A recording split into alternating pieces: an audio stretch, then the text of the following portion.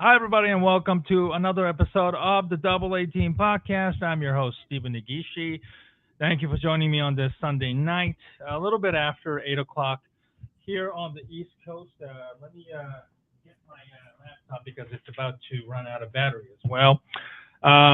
Normally, I don't have my mic stand on because my laptop would be the functioning. But sorry, we had to kind of tinker with the PC and rebooting, but nothing happened. So I'm using this microphone that I used to use a long time ago that I haven't touched in a while. But to my We're live. right, yeah, we're live, and thankfully, to my right, or I'm sorry, to my left on your YouTube screen or on the X is my co-host and associate editor of the sports blog Awful Announcing. It is Ken Fang. Ken, thank you for joining me on this evening. Neither one of us really have a lot to talk about and when it comes to our NFL team. So let's get that out of the way first of all. All right, Ken, your game finished early. Your Cleveland Oh, Browns and the Tennessee Titans, two worst teams in one of the two first teams in football, went face to face. Um, the final score, I should say, 31-29. The Titans win their, I believe, only their second game of the season. Um, I gotta say that had to hit you pretty bad, losing not only to the Tennessee Titans, but more importantly, though, it seems as though things are. I don't want to say unraveling because you leading up to this week's game, we heard story about Stefanski being a hot candidate if he becomes available, and all of that. But it where? seems as though losing to Tennessee Titans now kind of sealed his fate, his future with the Cleveland Browns after today. Yeah, Browns. The Browns didn't look like they were ready for this game. You know, they made a 1-11 team look like an 11-1 team. Uh, the defense didn't look like it was ready. This should have been a game that the Browns should have easily won, like they did against the Miami Dolphins earlier this season. Um, I can't explain it. Miles Garrett should have been ready, but instead, Tony Pollard was made to look like the second coming of Eddie George and Derrick Henry. I mean, he ran all over the Browns defense. Yeah, The Browns made mistakes on offense. Um, Shador Sanders threw a pick. There was a fumble deep in their own territory, which led to a score. Um, this the Browns were down two scores late, and credit to Shador Sanders, he rallied them to a yeah, potential tying score. But then, for some inexplicable reason, for the hmm 2 point conversion to try and tie the game, yeah, Stefanski took Shador Sanders out and tried to do a trick play in which it was kind of like a reverse. What is that? And of course, the Titans seem to be ready for it. It lost yard. It would have lost yardage. It would have been intercepted, but a pass fell incomplete. I'm just disgusted by this team. I've joked about relegation, but I'm serious. I really feel the Browns should be relegated to the Big Sky Conference. This is just bad. This is just a bad team. Um, Kevin Stefanski, I don't know who would hire him after a performance like this. Um, I know that Shador Sanders isn't his quarterback, but you try to adjust on the fly. Why don't you trust your quarterback who can run the football in from 2 yards out to make the tying score? But again, Browns really shouldn't have been in this position. They shouldn't have been down two scores late in the game. Credit to Shador Sanders for trying to rally them back. But again, Kevin Stefanski made some really baffling decisions out there, and I don't have much to say about that. They're going to go. They're officially eliminated. I mean, they were officially eliminated today from the playoffs. I didn't. I they should have been. They really had no shot this season, but they and the Jets, and it kind of is appropriate that both of them are eliminated on the same day. yeah. He should be fired.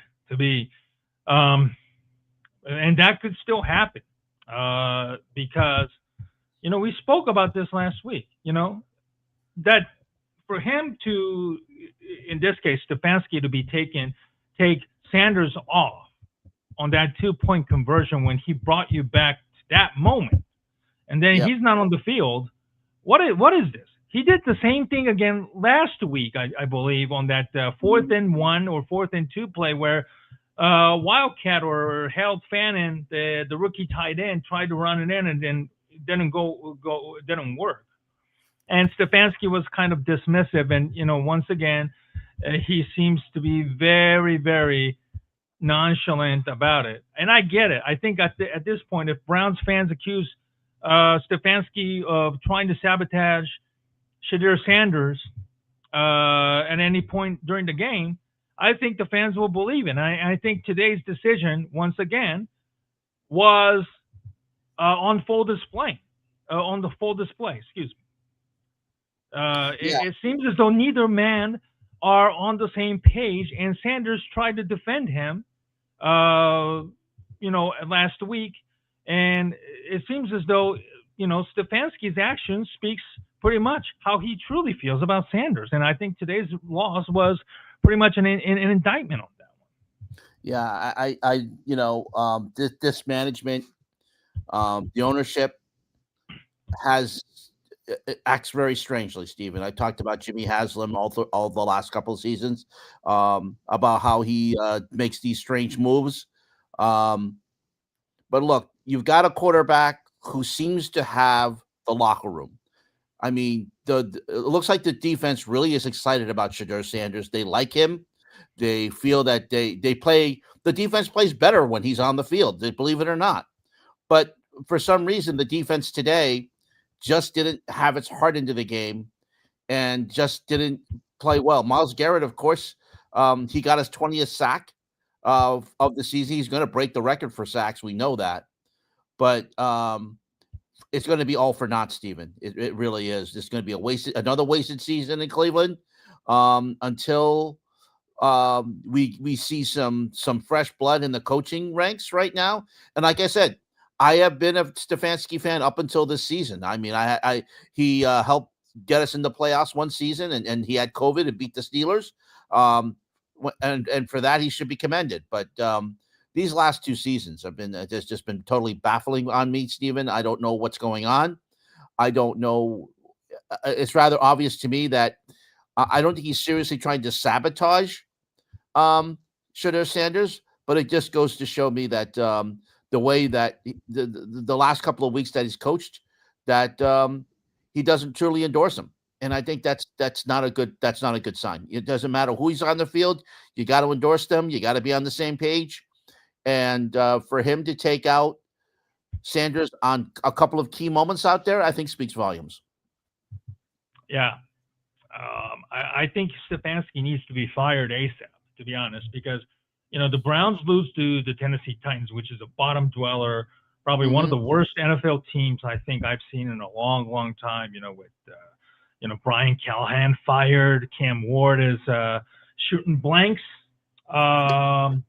If it wasn't for the Arizona Cardinals making stupid decisions on the Amari DeMarcado, who dropped the ball right before he scored a touchdown, and then the Tennessee Titans storming back to win that game, and then winning today, I think Cleveland Browns fans has to be furious. Everybody else. Stefanski undermining Sanders. Sanders played a very good game. I think there is no question about it. You rally your team, to get the 2 points, and then you just pull the rug underneath him. No amount of explanation cannot be accepted, and there's no question that what Stefanski did was, inconceivable. No amount of excuse or apologies cannot change the minds of fans at this point. The players are probably giving up. I'm sure the defense, giving up over 150 yards, to Tony Pollard had to be a kick in the gut. Myles Garrett getting a a sack, obviously, in this game, but it feels like it's all for naught. I know Sanders is rallying the team with his positivity and everything, but right now it's just this game. Had they won, at least it would have given Sanders a boost at winning the quarterback job. But now it seems as though Mary Kay Cabot said in the pregame show that I think that they're still going to have to go out there and draft a quarterback and everything. But well, when a coach isn't actively trying to make an evaluation, I don't know if a new coach is feeling comfortable having to deal with the circus that involving Shadur Sanders. And it's not just because his father being a Deion Sanders, right. But Ken, what do you think? Well, don't forget though, Deshaun Watson is still a factor in this. He is still signed through 2027, and he still has the money for that those 2 years. Cleveland's still going to have to play him when he comes back next season. Sanders is probably going to be the backup to him. I don't know what's going on. This is just again, it's a mess. The ownership put the Browns in here, and now Deshaun Watson is going to be coming back next season. Probably they have to start him because of how much amount of money they're paying him. So I wouldn't be surprised if Shadur Sanders tries to ask for a trade because he's proven he can play out there. So I wouldn't be surprised if he tries to ask for a trade or he can't hold out, but no one's going to take Deshaun Watson. So this is going to be a mess all next season, Steven. This upheaval. It doesn't matter who's going to be the coach next year because you're going to have a situation where you have Watson playing and you have Shadur wanting to play. It's going to be a whole mess. It's going to be another ridiculous soap opera in Cleveland. Mm-hmm. Well, the Bears and the Browns play next week. You and I certainly have. We'll have a lot to talk about. I expect your Bears to kill us 50-0. That's how I think. I really expect that. That's how I expect. All right. Well, let's get to my Bears. They lost to a heartbreaker to the Green Bay Packers on, America's Game of the Week. Kevin Burkhardt. Tom Brady. With Tom Brady. Thank you. Well, it was just a wild up and down. The Bears were trailing 14-3 today at halftime, and the Bears came back and tied this game. Thankfully, I think it goes to show what a great coach Ben Johnson has been for the Chicago Bears. But unfortunately, his bravado and his trash talk against the Packers and Matt LaFleur kind of came back to bite him because, the first 30 minutes was not a good game. Caleb Williams opened the game, I think, was 1 for 7 in the first half, and the run game was non-existent. The defense was just, atrocious. The slant, the Packers was just basically beating the Bears with the slants. They couldn't stop Josh Jacobs all game. They put themselves in easy second and third down situations. Love threw some, probably an inexplicable pick on the opening drive, and then the Bears couldn't capitalize it because, the Bears' offensive line played terribly against Micah Parsons and that defense in the first half. Then once the Bears finally got their offense going in the second quarter, in which they ended up settling for the field goal, Cairo Santos inexplicably kicked a 12-yard kick that barely traveled, and the Packers started at their own 40. This was just right before their halftime, their final position. Love threw a deep ball that was caught by Troy Melton. Jalen Johnson was caught cheating, and he wasn't trailing with the, covering that side of the field. Jaquan Brisker, the safety, was, sorely beaten, and I know the fans did not appreciate his efforts or the fact that he was beaten badly, but that was probably more on Jalen Johnson, who just came back only for the second time, since he returned from his groin injury. But yeah, that was probably a heartbreaker. And then the Bears stormed back in the second half, touchdown, 2-point conversion. But unfortunately, on the very next drive, Packers scored on a Jalen, I think it was Christian Watson slant. Nobody was able to bring him down. Touchdown, 21-11. But, the Bears battled back. A field goal, 21-14. A touchdown to Colston Loveland that was wide open. And then the Bears defense once again crapped the bed immediately. They could have stopped Josh Jacobs on 3rd and 1 on that toss play, but the whole defense just slipped and couldn't bring him down. And he ended up getting 21 yards on that run play, and then he finished it off for a touchdown. And then the Bears actually came back, and I don't know if you saw the game, Ken, but the Bears had a chance to win this game. Okay, so let me paint a picture there. 3rd down and 1, Kyle Monangai, who had been running great all season and in the second half, came up short. I just don't understand why the Bears didn't get a measurement on that one, or at least demand it.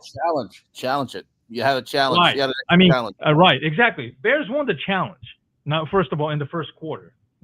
So they had a challenge. They could have challenged that play there. And then on the very next play, the final play, Caleb Williams roll out. The very same play that, the Bears won against the Eagles on that touchdown to Cole Kmet, came up way, way short, unfortunately. Now, on that play, Kmet was just standing there, so the ball was severely underthrown, picked off by Keyshawn Nixon. I don't know if Kmet should have kept running there, or there was also what many Bears fans are pointing out, DJ Moore was wide open. As Caleb Williams was rolling out. So, it's a conversation that needs to be had. It's unfortunate that, Caleb struggled really, really bad in the first quarter. In the first half, and then finally break out in the second half, to bring the team back down. Mm-hmm. It's a tough loss because now the problem is, Bears are 9-4. They dropped from the top seed in the NFC to probably the 7th seed seventh seed, which is the very last spot in the playoffs. And they're 1-3 in the NFC North. This is very difficult because you still have the Packers in 2 weeks on the 20th of Saturday, and then the final game of the regular season against the Detroit Lions. So, it was very, very difficult. That 4th down play, that's going to be, dissected and magnified. Caleb was a terrible quarterback and so forth because he underthrew the ball, or he didn't see the wide open DJ Moore or something like that. To be honest, he could have probably gotten the first down too if he had kept running. He could have run for it, yeah. Or at least if he was, I know he was trying to roll out and try to throw, so that made it a little bit difficult, because he was still a bit behind on that stick there, and when he was, going to throw it to Cole Kmet. But again, that was severely underthrown there. A couple of times throughout the regular season, Caleb seems to be very, very short on his run for the first down.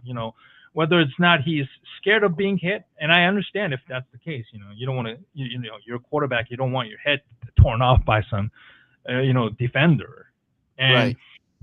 And then sometimes he falls short a little bit, unfortunately. There was one time also, I think, on the drive, for the touchdown to tie the game, Caleb slipped, or at least he made a, sliding, and he was very short on that 3rd down, or at least, 3rd down or 4th down play there. So, I understand that, the Bears are going to be called the frauds, and, there's going to be people are like, we told you so, and all kinds of stuff. And that's understandable. But, the Bears are still 9-4. And, I'm just going to try and pretend that at least, it was a positive experience. Unfortunately, the Bears played poorly in the first half. That touchdown before the halftime on that bomb was a killer. and then the defense, just couldn't generate a pass rush to save themselves. Multiple times they went all out blitz, cover zero or cover one, and they still could not get to Jordan Love. There was just one sack. Montez Sweat had one in the first quarter, and everybody else was just basically non-existent. So, yeah, I just hope that the Bears can somehow find a way, to get to the playoffs. I don't really care about moral victories. I'm sick and tired of that, and I think many Bears are sick and tired of that. I'm not, I'm not gonna trash my team, but hopefully next week, one game at a time,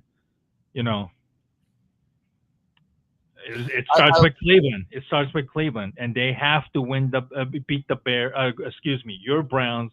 With all due respect, they can win by win or 10 or 100. They have to win against the Browns, and you cannot afford to have a bad start, even against the Cleveland Browns. You got to be able to dominate, an opponent that you're supposed to win, and you need to, take out your frustration. You cannot get off to a slow start and expect to win against anybody. You just have to, the passing game has to be better. The receivers have to be better without Rome Odunze. DJ Moore was 0 for 0, 0 catches, 0 yards. I don't think I've heard DJ Moore I think he may have, I might be wrong, but I didn't hear much about DJ Moore at all today. Right. So it's a little bit disappointing. Hopefully when the passing game finally clicks on all cylinders from start to finish, that's when the Bears will be, very, very dangerous. I just don't want the second half to be like, that's when the Bears finally clicked. I want the whole thing, the 60 minutes to be, where the Bears are firing on all cylinders. So that's how I feel about it. Yeah. I mean, just quickly, but so we can get on to the other subjects. But I will say that there's a chance to get well next week against my Browns.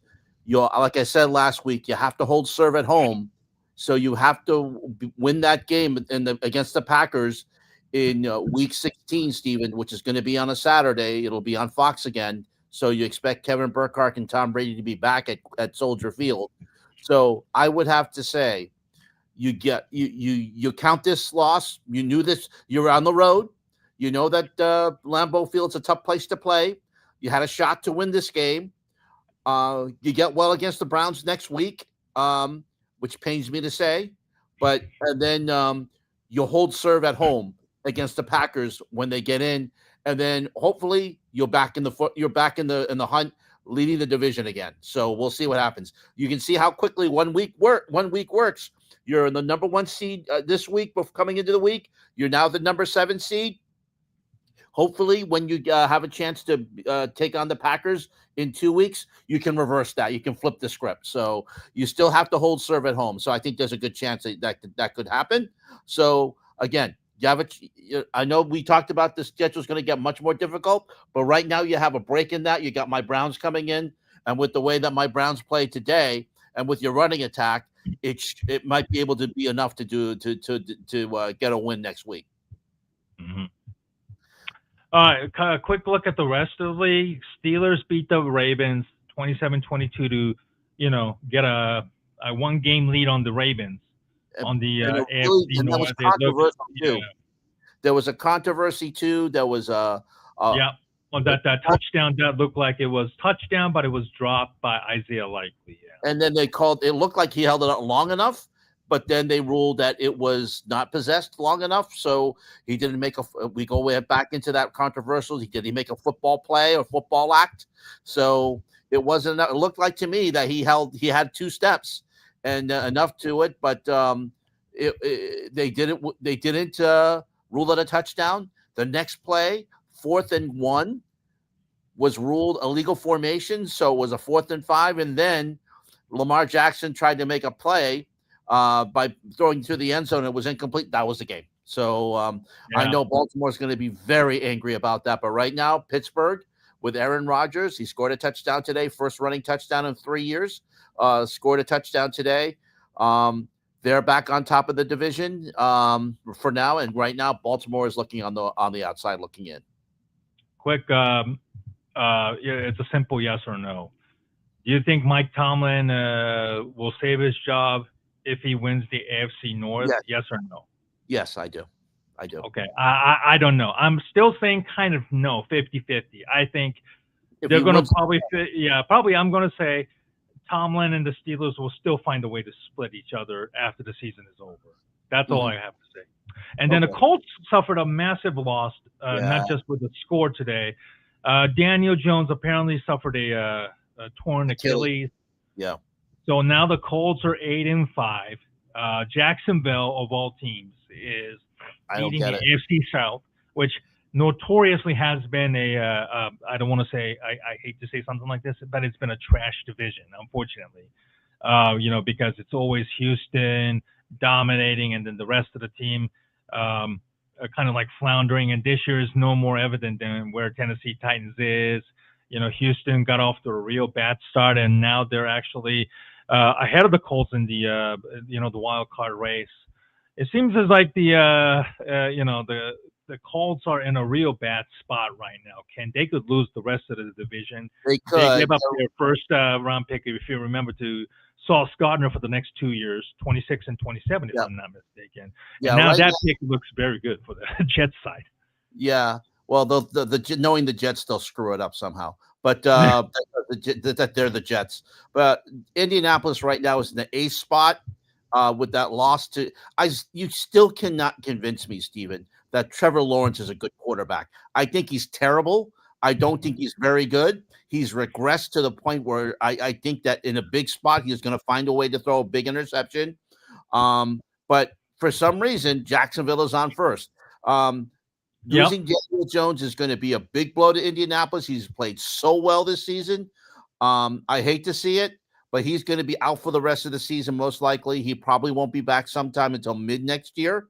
So that's a really big blow for Indianapolis. This now opens the door for Kansas City. Houston and Kansas City are playing right now in Sunday Night Football. If one of those two teams win, they're back they're still in the hunt right now, but it opens the door wide open for either or both of those teams to get in the playoffs. Mm-hmm. Well, all right. Let's move on to the other topics. The big one today, of course, is the college football seedings has been finally determined. And let me put this up here. Thank you very much for Ken for setting this up. Oregon, let's see. Excuse me. The number one seed, of course, is Indiana. They shocked the Ohio State yesterday in the Big Ten championship. Mm-hmm. It's simply mind-boggling what a job Kurt Signetti has done, coming from where was that? James Madison?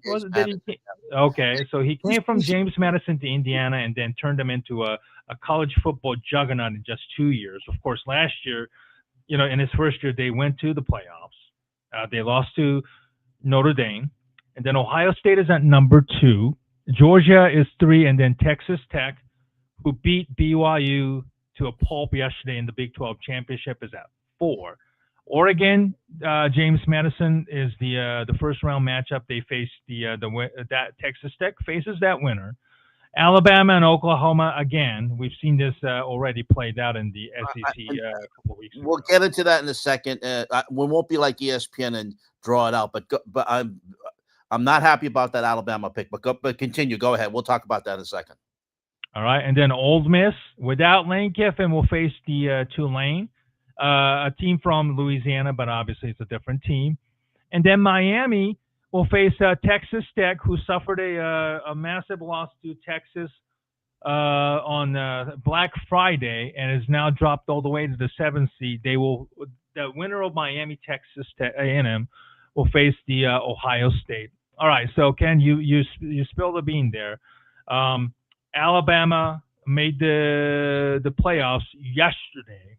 Despite yesterday's loss to Georgia in the SEC championship, which quite frankly wasn't really competitive at all.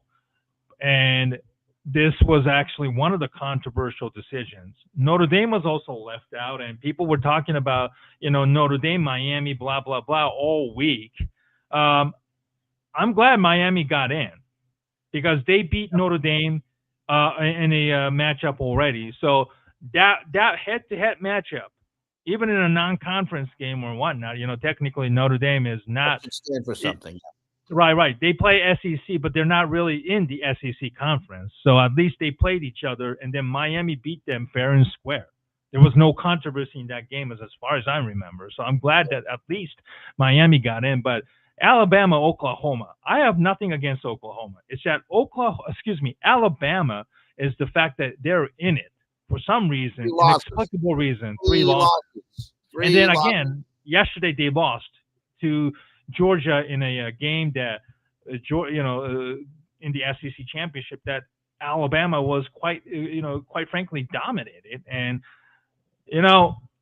the talks of SEC bias and ESPN influence is not going to go away because of teams like Alabama being miraculously put in, and then you have SEC commissioner, I forgot the name of it, not the late Roy Kramer who died yesterday. Well, Greg Sankey, I thank you. Greg Sankey pushing for like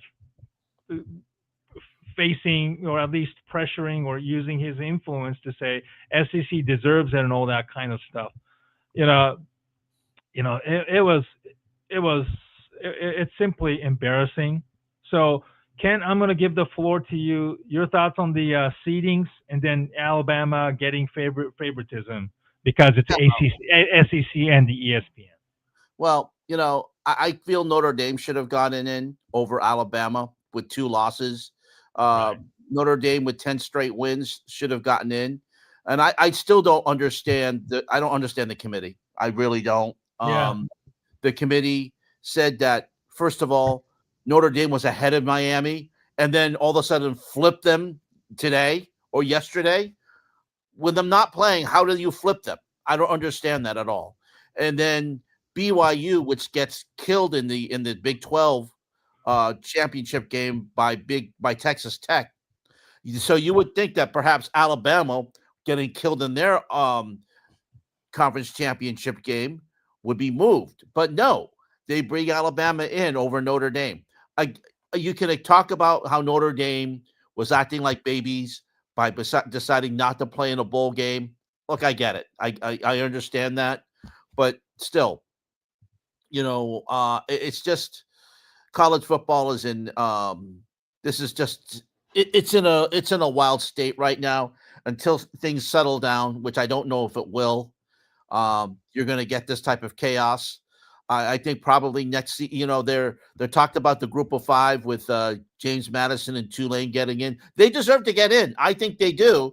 But of course, ESPN, they're those like Booger McFarland and Greg McElroy say, oh, they shouldn't be in their week. We know they're not going to win a game. How do you know that?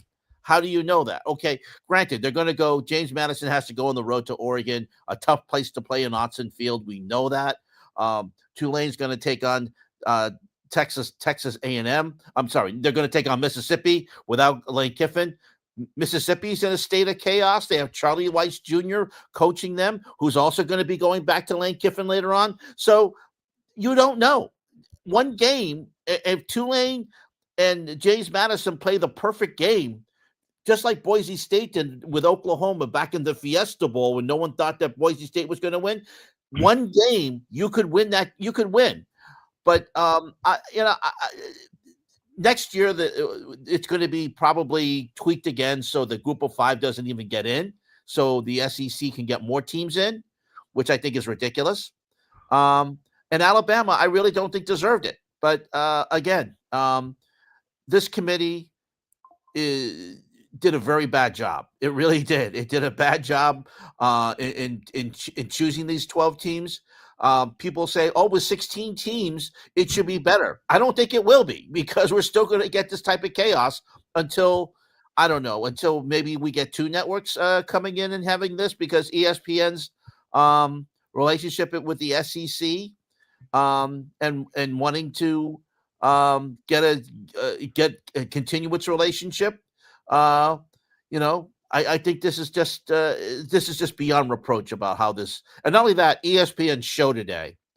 They do this every year, but they drew it out. It was one of those dumb things. The NCAA tournament, they with all the criticism, CBS and Turner automatically said, okay, let's get to it. The top 4 seeds, let's get to the first 2 regions, and they do it right away. We had to wait 23 minutes to get the first 4 seeds. And because they kept talking, because all of their analysts had to get their hot takes in, they drew out the revealing of the field for 12 teams, even 12 teams. It took 13 minutes to finally get this whole thing, which could have been easily done in 5. But because everybody had to get their hot takes in and analysis in, they drew it out. So it went from 12:23 until 12:36. Yes, I counted. I was waiting for that. We should have known from the FIFA World Cup draw that this was going to get drawn out. We'll get to that later, but still, ESPN did a very bad job today on their show. They should be ashamed, but they don't care because they're the ones. They know we're all watching, so they're just going to draw out their show. They do it every year. They get criticized, and yet they still do it because they want to get their hot takes in. Yeah, and you mentioned Notre Dame not in it. Notre Dame at 10-2 opts out of the bowl game, and it's kind of drawing all kinds of controversy. You're screwing the student athletes, blah blah blah, and then you have people saying schools don't even make money off of bowl games. It seems as though the meaning of bowl games itself is starting to lose its relevancy, in my opinion. And there's understandable why Notre Dame decided not to even play bowl games, because you don't want to risk your players getting hurt.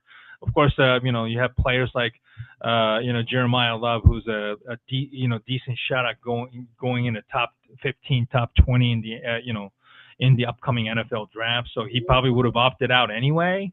It's becoming like some say a glorified spring football training that takes place in the winter because of opt-outs.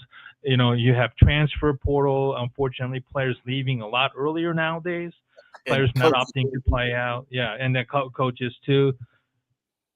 Ken, do you see that maybe when this contract expires, I believe in 2030 or 2031, former NFL and Notre Dame great Aaron Taylor, I don't know if you follow him or saw him on the timeline, he had a very long, drawn out, prediction on the future of college football. I'm not going to share it because it's too damn long, but he believes that there will be no NCAA, and then we're going to have basically just top-heavy teams, controlling their own destiny and narrative. I know some people said maybe there should be like pro relegation implemented, which is kind of ironic because, American football happens to be implementing that sooner than, soccer, MLS here in America. But I do kind of feel that, traditions are completely out of the window. And I think that's where we're heading. Bowl games become irrelevant. It impacts the local economy in more ways than one. And, the players kind of lose out the opportunities to go to these cities and represent schools and so forth. So yeah, I won't complain too much, but I do believe that there's validity to both sides of argument. Well, I do think the bowls are becoming obsolete. They'll probably be maybe instead of 30 that we have now, or however many we have, eventually like the Pop-Tart Bowl or the Duke Mayo Bowl or whatever bowl that we have now, they're going to be obsolete, Stephen. And I do feel that eventually a lot of them are going to have to go by the wayside. Where as far as the NCAA is concerned, well, the NCAA doesn't have much to do with. The only thing they have to do with college football is with the football championship division, Division II and Division III. They have nothing to do with the top division. They really have nothing to do with anything to do with the group top of 4, a group of 5 right now. Yeah, they have nothing to do with that. So they don't regulate college football. They don't regulate the bowl division, so subdivision. So, but I think there has to be some type of regulation there somewhere. I think there has to be some type of commissioner, because right now the conferences are running amok, and the college football playoff really hasn't. They thought that a 12-team field or a 16-team field was going to bring some sanity. It hasn't. And until we've settled with the whole situation with NIL and all that type of money, it's going to be continued the wild, wild west. And it's going to take a long time for this to get settled, Stephen. And I think that until I think that right now the colleges are looking to Congress to save themselves. It may have to take an act of Congress to do something about this, but we know how Congress has done with sports. So I really don't know where it's going to go. And by the way, Houston just scored a touchdown to take a lead over Kansas City 6-0.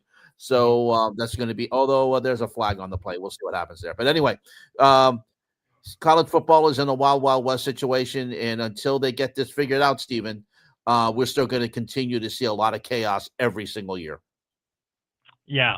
A friend of mine, Nick Whalen, who I do Bears Talk in the past with, is a high school football coach in Wisconsin, suggested the idea of a play-in like we see with the NCAA basketball, like a field of 68 and eventually 76 and whatnot. I mean, money talks, and if Notre Dame wants to be included, that's another opportunity for NCAA or the committee to make more money out of it. Ad sell revenue ads. Have the hope of your team, getting into the play-in game, whether it's a 12 seed or 11 or whatnot. Or if they're going to expand it to eventually 16, and then you have maybe like a 14, or 13, 13, 14, 15, 16, those bottom four seeds, compete for the play, like a play-in game and stuff like that. I could see that happening, like try to sell false hope about, your team could get in, and then, once you get in, it's anybody's game and so forth. So it wouldn't shock me if, we get in like a play-in games, to give teams like Notre Dame or even the ACC winners who are not even in this, tournament, because Duke and Virginia are completely irrelevant at this point. And the ACC itself is also irrelevant at this point.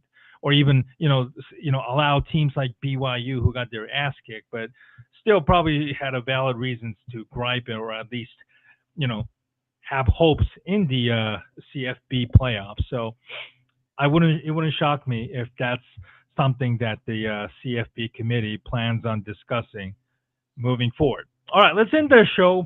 The FIFA World Cup draw. What a shit show that was. And before we go to that, I'm going to try and give you an idea, first of all, how the drawings happen. So this is the actual drawing. I'm trying to, I can't zoom it, unfortunately. I'm going to try and find a better picture with the better opportunities for it. But Ken, while I look into it, I want you to give me your thoughts, because I know your website, Alpha Announcing, made a very, very scathing comment about this being the worst thing to, for us to, see it in front of live television. It was just an absolute shit show. And I'm sorry for using this phrase, but because that's the probably the most appropriate word that we can think of. Yeah. Well, let's just first of all say that the United States has a good chance to get out of the group. They should win the group. They're Group C. They have Paraguay. They have Australia, and then they'll have a European team, which will have a playoff sometime in March.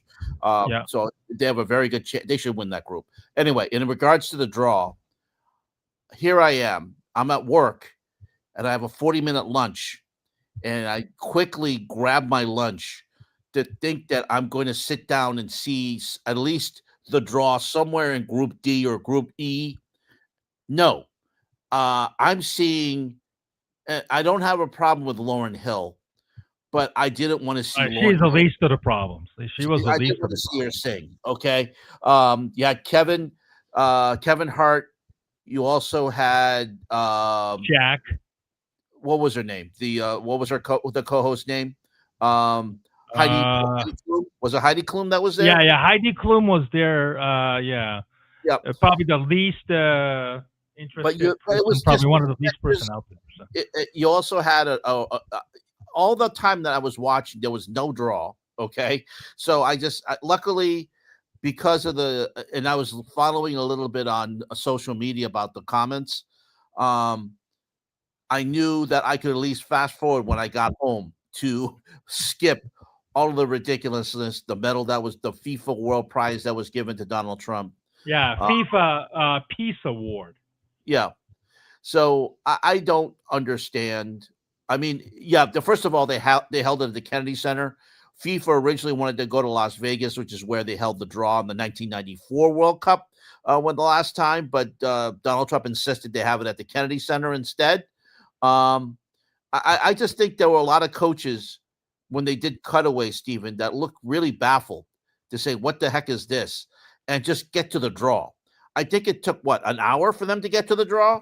Because they started at noontime, Eastern time. Yeah. I didn't get to see one single team drawn during my lunchtime. And by the time my lunch was done at 1:20, I think they were still doing sketches, doing some type of thing. Humorous, tried to bring humor in with Kevin Hart, which didn't work. Kevin Hart is usually a very funny man, but, there's some things that he can say no to, and this should have been one of them. So money talks. Money I know money talks, but it was just stupid. This seemed to be more to be an ego to our president, and he had made a speech which made no sense. It was just as I'm going to put this up real quick here, Steven. I'm going to say that it was an unmitigated disaster. That's basically it. That's basically what it was. The World Cup draw was an unmitigated disaster. It was terrible to watch. It wasn't good television. By the time they got to the draw, shit I've ever saw. Yeah, it was. By the time they got to the draw, I think they probably lost a good piece of the audience. But luckily, like I said, I had it recorded so I could fast forward it, and I also fast forwarded through the Village People, who are way past their prime. But of course, I know that's the president's favorite song. But anyway, I'm glad that I was able just to watch the draw. Rio Ferdinand tried. Wayne Gretzky was an embarrassment because he couldn't pronounce countries' names. I thought that they had a rehearsal for this. I give credit to Tom Brady for knowing how to pronounce names. I also give Shaquille O'Neal. He just went there, and I think he was doing a bit. He was just being deadpan, but at least he did his best pronouncing the countries' names. But Wayne Gretzky was an absolute embarrassment by not knowing how to pronounce names. He didn't know how to pronounce Curacao. He didn't know Macedonia or whatever, like Macadamia. Macedonia, it was ridiculous too. I thought that at least I thought he was usually they rehearse these things, so I would think that he would have known how to pronounce the names, but and of course he was making side comments about how and that's not what you're there for. You're not supposed to make side comments, but and I know he's an analyst on TNT for the NHL on TNT, but keep the comments to yourself about soccer to yourself, Wayne. And overall, the show was just terrible. And hopefully, it's going to be in Saudi Arabia in 4 years, I believe. The 2030 World Cup is, I believe, in Saudi Arabia, Steven. So who knows what that type of show is. No, I think it's 34. I think the one next one is the one with Spain and Morocco nearby, I think. Okay, so hopefully that will be much better. But yeah, anyway, it just made this was embarrassing. This was embarrassing. Sorry about that. And it just made America look real bad on the national stage. It's bad enough as it is with Trump. I posted earlier about it was a reflection of a dystopian world that we're starting to see play out more and more now. And Gianni Infantino was glazing all over Trump. He is one of the most corrupt piece of what, who has been kissing Trump's ass more than anybody else outside of the MAGA politicians and businessmen. It's funny because if you connect all the dots, billionaires, tech bros, and then idiots like Infantino, they're all connected. They're all cowering and glazing for each other. And this FIFA World Cup drawing, what was supposed to be a ceremonious show turned into like again a dystopian piece of crap, where celebrities were completely, uh, just willing participant. Um, Mhm. Wayne Gretzky, couldn't even pronounce a damn name, even if he, the name of the country, even if his life was dependent upon. And you know, if you don't think that these people are, well connected, and they're just basically using sports as a way of deflecting criticism, or using that as a way of whitewashing that we've been talking and harping all these years, you need to wake up. This ceremonious event was an absolute disaster. CFB that we saw today, as Ken described, was probably not on the same level, but it was still very unbearable.